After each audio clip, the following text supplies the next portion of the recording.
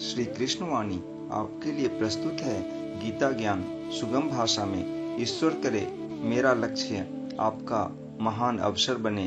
प्रस्तुत है पंचम अध्याय से 11 श्लोकों के मंतव्य। श्लोक संख्या 19 से श्लोक संख्या 29। श्री कृष्ण बोले, यहैव तैर्जितः सर्गो येषां साम्ये स्थितं मनः निर्दोषं हि समं ब्रह्म तस्माद् ब्रह्मणि ते स्थिता।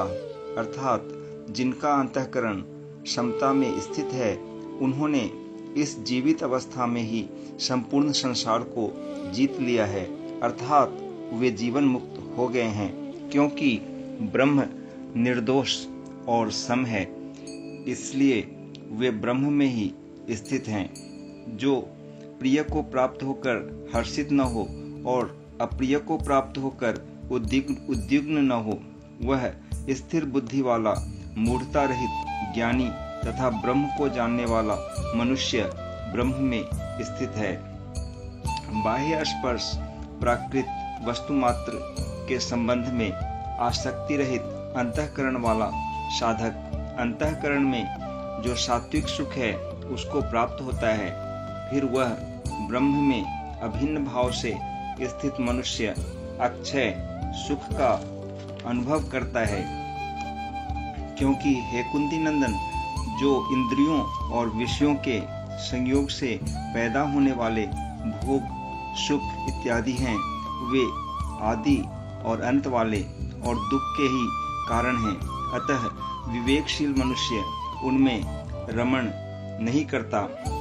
इस मनुष्य शरीर में जो कोई मनुष्य शरीर छूटने से पहले ही काम क्रोध से उत्पन्न होने वाले वेग को सहन करने में समर्थ होता है, वह नर योगी है और वही सुखी है। जो मनुष्य केवल परमात्मा में सुख वाला और केवल परमात्मा में रमण करने वाला है तथा जो केवल परमात्मा में ज्ञान वाला है, वह ब्रह्म में अपनी स्थिति का अनुभव करने वाला ब्रह्म रूप बना हुआ सांख्य योगी निर्वाण ब्रह्म को प्राप्त होता है। जिनका शरीर मन बुद्धि इंद्रियों सहित वश में है, जो संपूर्ण प्राणियों के हित में रत है, जिनके संपूर्ण संशय मिट गए हैं, जिनके संपूर्ण दोष नष्ट हो गए हैं, वे विवेकी साधक निर्वाण ब्रह्म को प्राप्त होते हैं। काम क्रोध से सर्वथा रहित जीते हुए मन वाले और स्वरूप का साक्षात्कार किए हुए सांख्य योगियों के लिए सब ओर से शरीर के रहते हुए अथवा शरीर छूटने के बाद निर्वाण ब्रह्म परिपूर्ण है।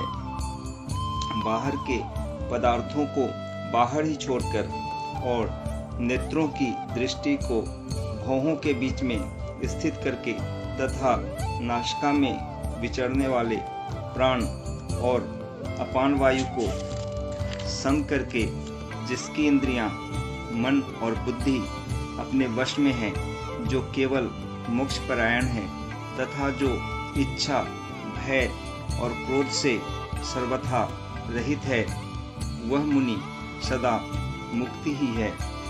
मुझे सब यज्ञों और तपों का भोक्ता संपूर्ण लोकों का महान ईश्वर तथा संपूर्ण प्राणियों का सुहृद स्वार्थ रहित दयालु और प्रेमी जानकर भक्त शांति को प्राप्त हो जाता है। खास्तु